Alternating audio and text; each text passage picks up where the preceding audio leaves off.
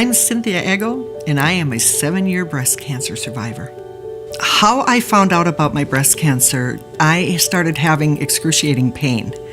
I had gone in at age 35 for my baseline mammogram. Everything came back as normal. And then started at age 40. I went for an annual physical every year where they do a breast exam, and that was normal. I was doing monthly self-breast exams. Didn't feel anything until January of 2011. I started having some breast pain. So I made an appointment to see a physician's assistant. She did a breast exam and marked the areas of concern. And then she left the room and she came back in and she said, "Cindy, you need to go down immediately to the breast imaging clinic." And about 10 minutes later, Dr. Carson came over to me and she looked down at me and she said, "Cynthia, I just have to tell you, looking at your breast tissue is like looking through mud. It is so dense, I can barely see what we're looking for." In the dense or extremely dense breast tissue, all of the connective tissue shows up as white. And what you don't realize is that breast cancer shows up as white as well. And so you cannot see it through all of this dense breast tissue. So they redid the breast ultrasound, took about 20 minutes. And she came back to me and she looked at me and she said, "We need to schedule 3 needle biopsies as soon as possible."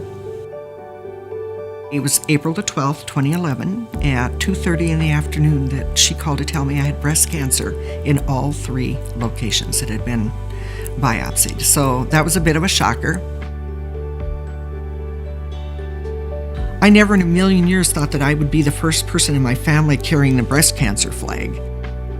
And I had a wonderful support system between Jill, my sister, and then a dear friend from Canada who was a nurse, my brother-in-law, co-workers. I ended up starting to journal, and I just kind of poured my heart out onto the page. I would try to write every Tuesday after my chemotherapies. So I'd go into the den and I'd start to type on my laptop, just trying to get out an update on the Caring Bridge website. It really was removing a lot of that heavy burden off of my shoulders because I was putting it down into a journal. And a physician wrote to me, "You could write a book covering not only your experiences, but also those of the patients you meet. You describe very vividly all the problems patients like you go through, and that other people, even doctors, are unaware of." In the back of my mind, I kept on thinking, maybe God's trying to tell me something here. Maybe I should do something with a book. I knew nothing about publishing a book. Nothing. It was a walk of faith, and that's what I did. This is called Boundless Blessings in God's Grace, my journey through breast cancer. There are times where you've gotten a diagnosis that is hugely challenging, and you're thinking to yourself, "I don't know how I'm going to do this." North Dakota Blue Cross Blue Shield is incredibly good at showing care and compassion for their customer.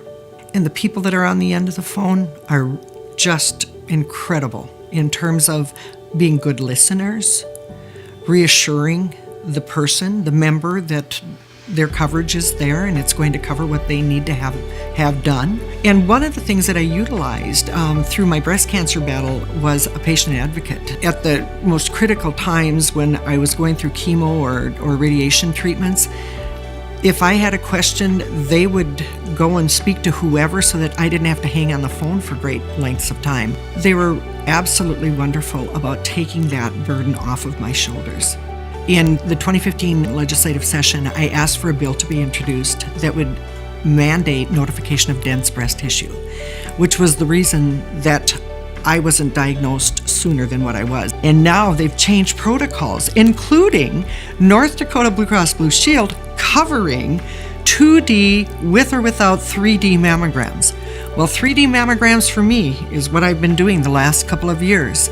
And at times you were having to pay for that out of pocket. Bless their souls that they were looking forward enough to say, "You know what, this could save lives and could save trauma and certainly could save millions of healthcare dollars if we catch breast cancer at its earliest stage for our patients."